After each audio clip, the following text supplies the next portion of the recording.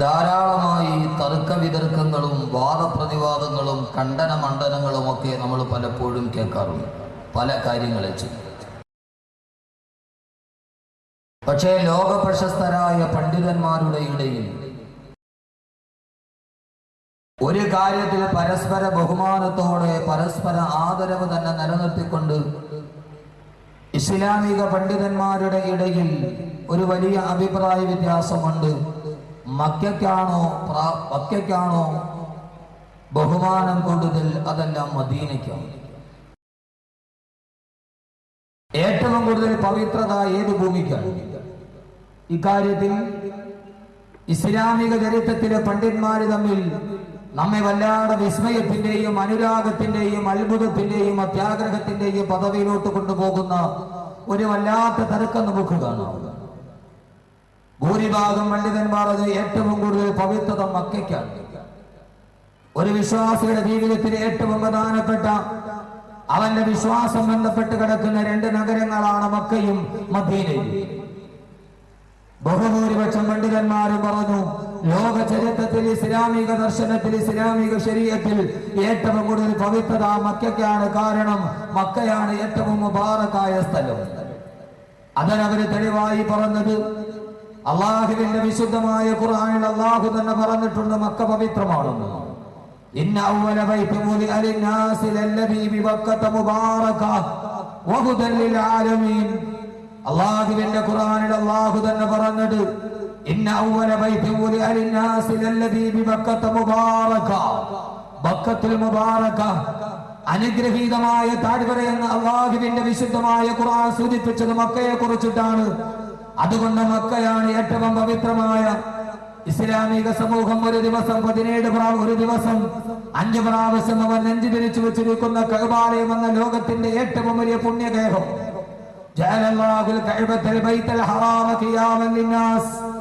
ഈ ലോകത്തിന്റെ തന്നെ അസ്തിത്വത്തിന്റെ കാരണമെന്ന് വിശുദ്ധമായ ഖുർആൻ വ്യാഖ്യാനം കൊടുത്ത വിശുദ്ധമായ കഅബാലയം നിലനിൽക്കുന്നത് മക്കയിലായതുകൊണ്ടും ആദരവായ പ്രവാചകൻ നബി മുഹമ്മദ് മുസ്തഫ സല്ലല്ലാഹു അലൈഹി വസല്ലമ ഭൂജാതനായ മണ്ണ് മക്കയായതുകൊണ്ടും ആ മക്കയാണ് പവിത്രതയുടെയും പരിശുദ്ധതയുടെയും പരിപാവനതയും കാര്യത്തിൽ ഒന്നാമത് എന്ന് പണ്ഡിതന്മാർ അഭിപ്രായപ്പെടുമ്പോൾ മദീനയ്ക്ക് പദവി കുറവായതുകൊണ്ടല്ല, അവരുടെ മനസ്സിൽ മദീനയെ കുറിച്ചുള്ള പവിത്രത കുറവായതുകൊണ്ടല്ല. പക്ഷേ മറുവിഭാഗം പണ്ഡിതന്മാര് പറഞ്ഞു ഇല്ല, ഏറ്റവും കൂടുതൽ പവിത്രത മദീനയ്ക്കാണ്. എന്താണ് അവര് പറഞ്ഞതെന്നറിയോ?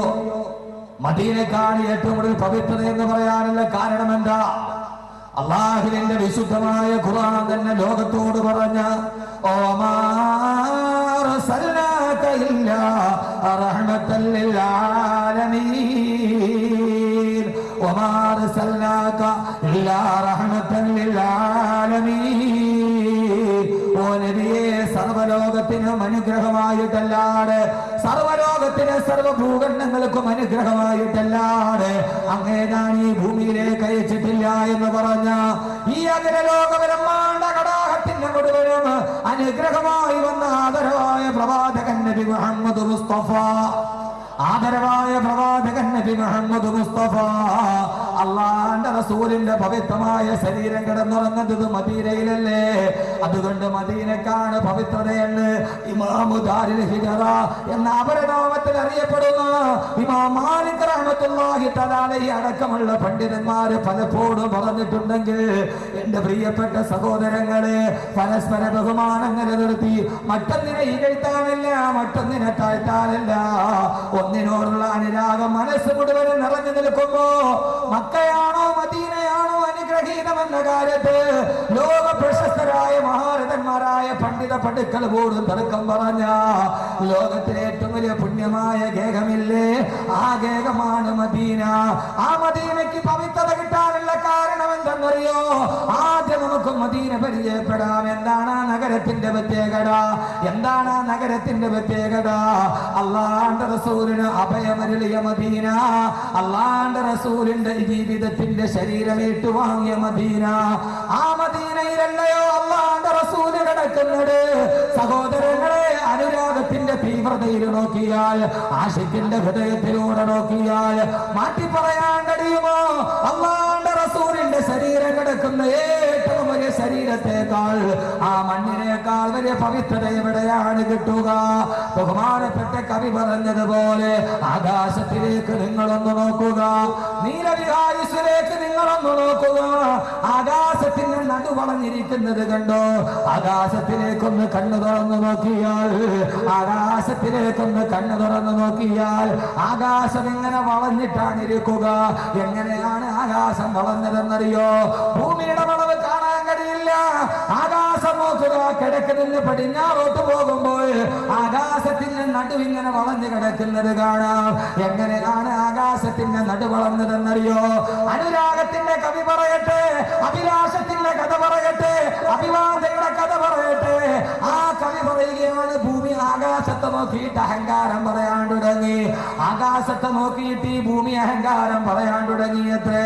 ആകാശമേ, എന്റെ മുകളിലാണ് നിൽക്കുന്നതെന്ന് കരുതി നീ വല്ലാതെ അഹങ്കരിക്കണ്ട. ആകാശമേ, എന്റെ മുകളിൽ നിലനിൽക്കുന്നു എന്ന് കരുതിയിട്ട് ആകാശമേ നീ വല്ലാതെ അഹങ്കരിക്കണ്ട. പവിത്രതയുടെ കാര്യത്തിൽ നിന്നേക്കാൾ ഭാഗ്യവതി ഞാനാണ്. കാരണം എന്തെന്നറിയോ? കാരണം എന്തെന്നറിയോ? അമ്മ ഹോഗയി പുഷ്ടി ബൽക്കേ സമീൻ സേ. ഇത് കേട്ടപ്പോൾ ആകാശത്തിന്റെ നടുവളഞ്ഞു പോയി. ഭൂമി പറഞ്ഞു, ആകാശമേ, ആകാശമേ, എന്റെ മുകളിൽ നിൽക്കുന്നു എന്ന് കരുതിയിട്ട് നിനക്കല്ല പവിത്രത കൂടുതൽ. ഏറ്റവും പവിത്രതയുള്ളത് എനിക്കാണ്. കാരണം എന്തെന്നറിയോ? എന്റെ പള്ളയിലല്ലയോ മുഹമ്മദ് റസൂലുള്ളാഹ്, എന്റെ പള്ളയിലല്ലയോ, എന്റെ ഗർഭപാത്രത്തിന്റെ ഉള്ളിലല്ലയോ മുഹമ്മദ് റസൂലുള്ളാഹ് കിടന്നുറങ്ങുന്നത്? ആകാശമേ, നിന്റെ ഉള്ളിലല്ല. അതുകൊണ്ട് എനിക്കാണ് അള്ളാന്റെ അടുക്കൽ പവിത്രത കൂടുതലെങ്കിൽ ഞാനാണ് ഭാഗ്യവതി എന്ന് മിണ്ടാനറിയാത്ത ഭൂമി പറഞ്ഞ ചരിത്രം കേൾക്കണമെങ്കിൽ അതാരെ കുറിച്ചെന്നറിയോ സഹോദരങ്ങള്? ഇത് കേട്ടപ്പോൾ നാണം കാരണത്താലാണ്, ഇത് കേട്ടപ്പോൾ ലജ്ജ കാരണത്താലാണ് ആകാശത്തിന്റെ നടുവളഞ്ഞിരിക്കുന്നതെന്ന് ലോകത്തിന്റെ കവി പറഞ്ഞു പോയപ്പോ, മണ്ണിൽ കിടക്കുമ്പോൾ മണ്ണ് പോലും അഹങ്കാരം പറഞ്ഞു പോയ, കാറ്റ് പോലും അഹങ്കാരം പറഞ്ഞു പോയി. ലോകത്തിലെ ഏറ്റവും വലിയ ഭാഗ്യവതി ഞാനാണ്. കാരണം എന്തെന്നറിയോ? അനുരാഗം പൂണ്ട ആശിക്കീങ്ങൾ മുഴുവനും മദീനയിലൂടെ തഴുകി തലോടി വരുന്ന എന്നോടാണ് അല്ലാഹുവിന്റെ റസൂലിനോട് സലാം പറയാൻ പറഞ്ഞത്. ഇന്നിൽ തിയാരീഹ സബാ യൗമ ലൈലാ അർദിൽ ഹറം ബല്ലിഗ് സലാമി റൗളതൻ ഫീഹൻ നബിയുൽ മുഹ്തറം. പടിഞ്ഞാറൻ കാറ്റിനോട് പറയുമ്പോ, ഇന്നിൽ തിയാരീഹ സബാ, ഇന്നിൽ തിയാരീഹ സബാ. അലമാലകളുടെ മുകളിലൂടെ കപ്പൽ പോകുമ്പോ, കപ്പലിന്റെ മുകളിൽ തട്ടിൽ നിൽക്കുമ്പോ, ആ കപ്പല് മദീനയുടെ ഭാഗത്തേക്കല്ല, കപ്പലിൽ നിൽക്കുമ്പോ പാഞ്ഞു വരുന്ന പടിഞ്ഞാറൻ കാറ്റിനോട് അനുരാഗത്തിന്റെ ഭാഷയെ, പടിഞ്ഞാറൻ കാറ്റേ നീ പോകുന്നത് മദീനയിലേക്കാണെങ്കിൽ ഇന്നിൽ തിയാരീഹ സബാ, ഇന്നിൽ തിയാരീഹ സബാ യൗമ ലൈലാ അർദിൽ ഹറം.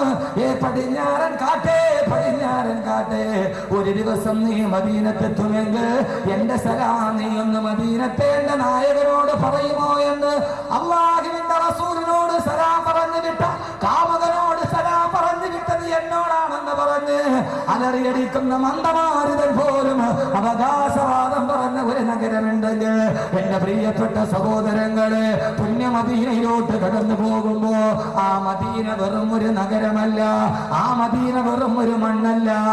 ആ മണ്ണിന് പവിത്രതയുണ്ട്, പവിത്രതയുണ്ട്. ആ മദീന നമ്മുടെ മനസ്സുമായി ബന്ധപ്പെട്ട, നമ്മുടെ ആദർശമായി ബന്ധപ്പെട്ട ലോകത്തിലെ ഏറ്റവും വലിയ നാഗരികതയുടെ ഭൂമിയല്ല.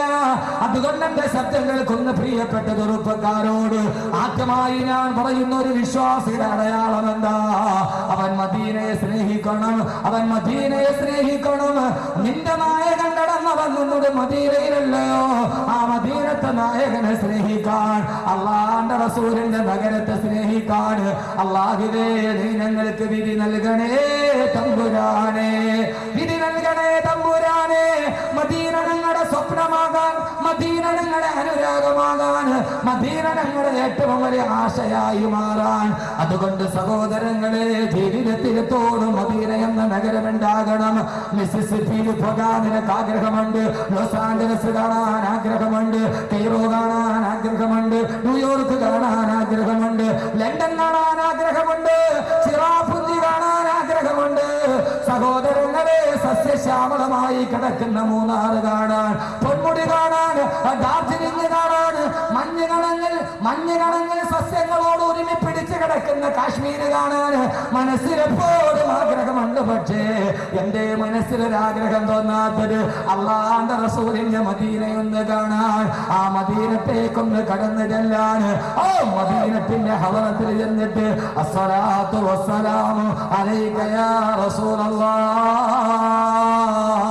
എന്ന് ജീവിതത്തിൽ ഇതേവരെ കണ്ണുകൊണ്ട് കാണാത്ത നായകന്റെ മുമ്പിലൊന്ന് സലാം പറഞ്ഞ് തിരിച്ചു വരാണ്.